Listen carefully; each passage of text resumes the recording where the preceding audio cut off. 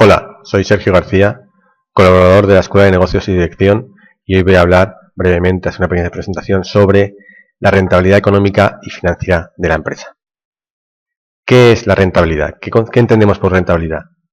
Bien, la rentabilidad es el rendimiento obtenido de una inversión o un desembolso realizado por un inversor en forma de rentas o de plusvalías. Las rentas pueden ser dividendos, intereses, alquileres o una plusvalía por el incremento de valor de esa inversión o de ese activo en el que hemos comprado. ¿Qué categorías hay cuando queremos hablar de rentabilidad en una empresa? ¿De qué categorías podemos hablar? Podemos hablar de su rentabilidad económica. La económica es la rentabilidad de sus activos, de la estructura productiva, de sus inmuebles, de sus máquinas, de lo que tiene en la parte izquierda del balance. Y qué generan esos activos. Y por otro lado, una rentabilidad financiera de los capitales invertidos por los accionistas de esa empresa, que siempre puede ser diferente si hay endeudamiento en la empresa. La rentabilidad económica es esta rentabilidad de los activos. Como hemos dicho, es solamente de los activos de la empresa, independientemente de cómo se financia la empresa, qué ratio de fondos propios deuda tiene, esa es su rentabilidad económica. Debe ser superior para que la empresa sea viable, sostenible y rentable a largo plazo. Debe ser superior al coste medio ponderado de capital, que es el coste medio de la financiación total de la empresa, incluyendo capital y préstamos. Se conoce por el inglés ROI o ROA, Return on Investments o Return on Assets. Y su fórmula es la siguiente. En el numerador tenemos al beneficio antes de intereses o de impuestos, EBIT en inglés, BIT en español, y en el denominador los activos totales medios, y lo multiplicamos por 100, nos dará la rentabilidad en un porcentaje. Esta rentabilidad se puede desglosar en dos componentes, que son muy importantes para su análisis. Según la fórmula de DuPont, el ROI, la rentabilidad de los activos, la rentabilidad económica, se puede desglosar en margen y rotación.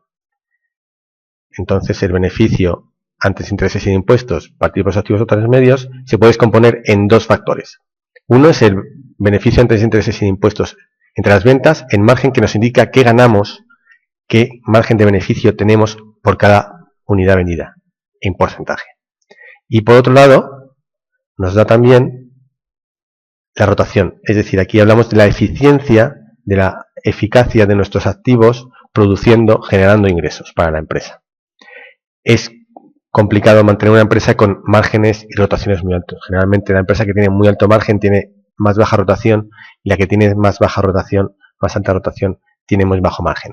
Imaginemos negocios que conocemos que tienen márgenes pequeños y rotaciones muy altas, por ejemplo la gran distribución puede ser uno de ellos, y otros negocios que tienen muchos márgenes pero tienen baja rotación, por ejemplo, son negocios como la construcción de aviones o de barcos, tienen márgenes elevados, pero rotaciones muy bajas.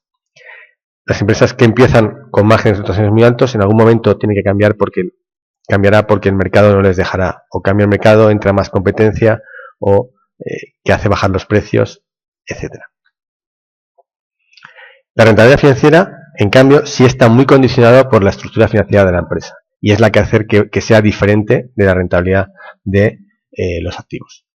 Y será mayor que la rentabilidad económica siempre y cuando el apalancamiento financiero, es decir, la rentabilidad económica de la empresa, sea mayor que el coste de la deuda. En ese momento a la empresa le interesará endeudarse para comprar activos y su rentabilidad financiera podrá ser mayor. Se conoce como Return on Equity, ROE, y como vemos, se calcula con el beneficio neto, esta vez sí, porque sí tenemos que incluir los intereses y los impuestos, que están muy vinculados a la estructura financiera de la empresa, partido por recursos propios, porque este es el capital que vamos a considerar para calcular la rentabilidad, multiplicado por 100. De nuevo nos dará un porcentaje. Esta rentabilidad financiera también es desglosable, no solo en dos, sino en tres factores, como vemos aquí: el margen, la rotación y el apalancamiento. El margen y la rotación se calculan de manera similar, ahora lo veremos. El apalancamiento veremos qué sentido tiene. Bien, la rentabilidad sobre los recursos propios, beneficio entre recursos propios, es igual al margen, que es igual al beneficio neto, en este caso, entre las ventas, ya que estamos utilizando el beneficio neto para calcular rentabilidad. A la rotación, que como hemos dicho es esa eficiencia de los activos en generar ingresos, no venta sobre activo, aquí no cambiamos. Y el apalancamiento, ¿qué es? Pues el apalancamiento es la cantidad de activos que generamos con unos recursos propios solo. De manera, ¿cuánto deuda tenemos en la empresa? Esta vez está expresado en tantas veces de activo sobre recursos medios.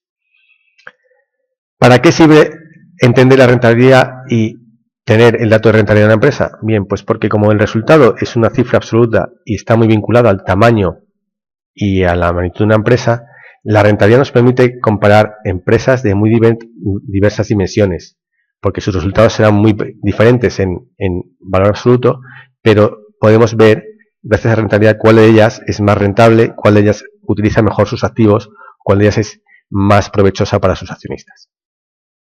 Gracias.